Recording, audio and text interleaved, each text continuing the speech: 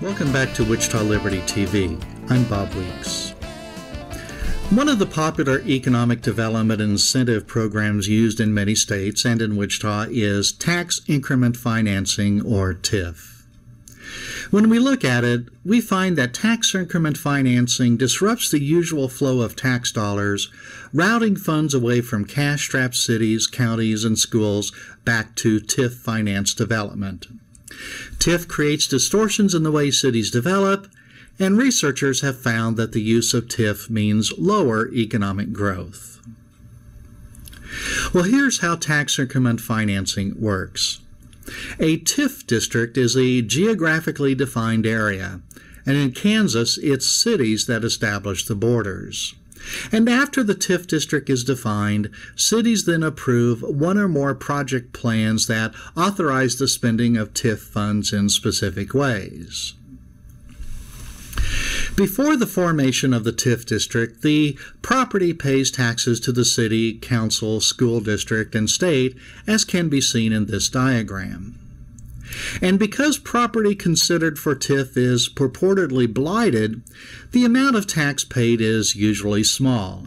But whatever it is, that level of taxation payments is called the base. After approval of one or more TIF project plans, the city then borrows money and gives it to the project or development. The city now has additional debt in the form of TIF bonds that require annual payments. Now, there is another newer form of TIF known as pay-as-you-go that works a little differently, but it produces pretty much the same economic effect. This diagram shows the flow of tax revenue after the formation of the TIF district and after the completion of a project or development. Because buildings were built or renovated, the property is worth more and the property tax is now higher. The development now has two streams of property tax payments that are handled in different ways.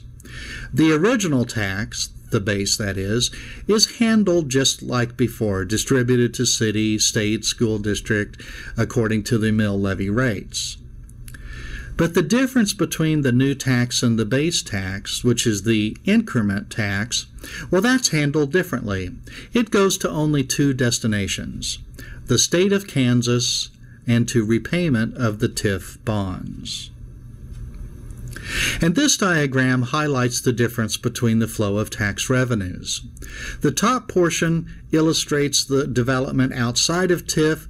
We see the flows of tax payments to city, council, school district, and the state. In the bottom portion, which shows development under TIF, the tax flows to city, county, and school district are missing. No longer does a property contribute to the support of these three units of government, although the property undoubtedly requires the services of them.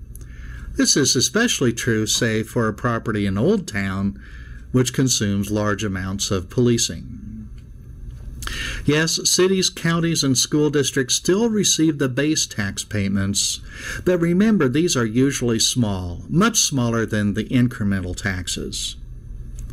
And in non-TIF development, these agencies still receive base taxes too, plus whatever taxes result from the improvement of the property, the increment, so to speak, or simply they receive all taxes.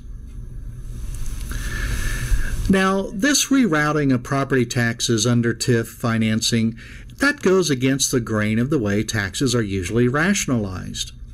We use taxation as a way to pay for services that everyone benefits from and from which we cannot exclude people.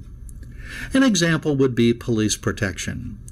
Everyone benefits from being safe, and we are not able to exclude people from benefiting from police protection. So when we pay property tax, or really any tax for that matter, people may be comforted knowing that it goes towards police and fire protection, street lights, schools, and the like. Well, of course, much is wasted, and government is not the only way these services, particularly education, could be provided. But tax increment financing is contrary to this justification of taxes. TIF allows property taxes to be used for one person's exclusive benefit. This violates the principle of broad-based taxation to pay for an array of services for everyone. Remember, what was the purpose of the TIF bonds? Well, to pay for things that benefit the development. But now the development's property taxes are being used to repay those bonds instead of paying for the cost of government. Now, defenders of TIF will say that the developers will pay all of their property taxes. And that's true, but only on a superficial level. We now see that the lion's share of the property taxes paid by TIF developers are routed back to them for their own exclusive benefit. And in their justification of TIF, supporters may say that TIF dollars are spent only on allowable purposes. Usually a prominent portion of TIF dollars are spent on infrastructure. And this allows TIF proponents to say that money is not really being spent for the benefit of the project, it's being spent on infrastructure, they say.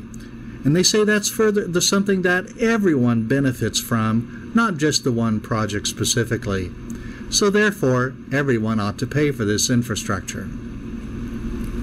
And this attitude is represented by an anonymous comment left at the Voice for Liberty, which contended, the thing is that real estate developers do not invest in public streets, sidewalks, and lampposts because there would be no incentive to do so. Why spend millions of dollars redoing or constructing public streets when you cannot get a return on investment for that?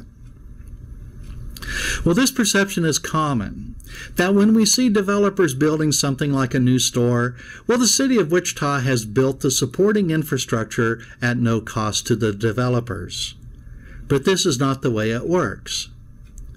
About a decade ago, a project was being developed on the east side of Wichita, the waterfront at Webb Road and 13th Streets. And this project was built on vacant land. I searched for City of Wichita resolutions concerning this project and found that its developers spent over $3 million on things like streets, water mains, sewage lines, traffic signals, and street lights. Infrastructure, in other words. All this cost was being paid for by the waterfront owners themselves through special assessment taxes. The City of Wichita itself paid for none of this. In one item in particular, it may be of interest to you, and that is $1,672,000 for the construction of Waterfront Parkway. To anyone driving or walking in this area, they would think this is just another city street, although a very nicely designed and landscaped street. But the city did not pay for Waterfront Parkway. Private developers paid to construct it. Yes, this is infrastructure that we are told real estate developers will not pay for. But in order to build the waterfront development, private developers did pay for all of this. In a TIF district, these things would be called infrastructure, and they would be paid for by the development's own property taxes, taxes that they have to pay in any case. But outside of TIF districts, developers pay their property taxes plus the special taxes to pay for these infrastructure items. And by the way, do you know who now owns Waterfront Parkway? Well, the City of Wichita does. And who owns the street lights, traffic signals, and water mains? Well, the city owns this stuff too. Private money paid to build this infrastructure, and then it was given over to the city. Within a TIF district, the developer's own taxes pay for this, instead of paying for the cost of government like we expect everyone else to do. Well, so why do cities use tax increment financing? Well, generally TIF is justified using the but-for argument. And that is that nothing will happen within a specific district unless the subsidy of TIF is used. But recently researchers looked at the use of TIF in Chicago. And they found, and I quote, after controlling for potential selection bias in TIF assignment, this paper shows that TIF ultimately fails the but-for test and shows no evidence of increasing tangible economic development benefits for local residents. These researchers also wrote, "We are able to conclude that the development seen in and around Chicago's TIF districts would have likely occurred without the TIF subsidy." In other words, on the whole, Chicago's TIF program fails this but-for test. Well, supporters of tax increment financing also tout the benefit to the entire city. So what is the effect of TIF on everyone, that is, the entire city or metropolitan region? Economists have studied this matter too and have concluded that in most cases the effect is negative. An example are economists Richard Dye and David Merriman, who have studied tax increment financing extensively. In their writings, they observe that yes, things do happen in TIF districts. Buildings are built or renovated. They write TIF districts grow much faster than other areas in their host municipalities. TIF boosters or naive analysts might point to this as evidence of the success of tax increment financing, but they would be wrong. Observing high growth in an area targeted for development is unremarkable. So the TIF districts we see are good for the favored development that receives the subsidy. Not a surprising finding. But what about the rest of the city? Well, continuing from the same study, economists Dye and Merriman write, if the use of tax increment financing stimulates economic development, there should be a positive relationship between TIF adoption and overall growth in municipalities. This did not occur. If, on the other hand, TIF merely moves capital around within a municipality, there should be no relationship between TIF adoption and growth. What we find, however, is a negative relationship. Municipalities that use TIF do worse. We find evidence that the non-TIF areas of municipalities that use TIF grow no more rapidly and perhaps more slowly than similar municipalities that do not use TIF. Well, that's a powerful finding. Overall, considering everyone, TIF is not a benefit.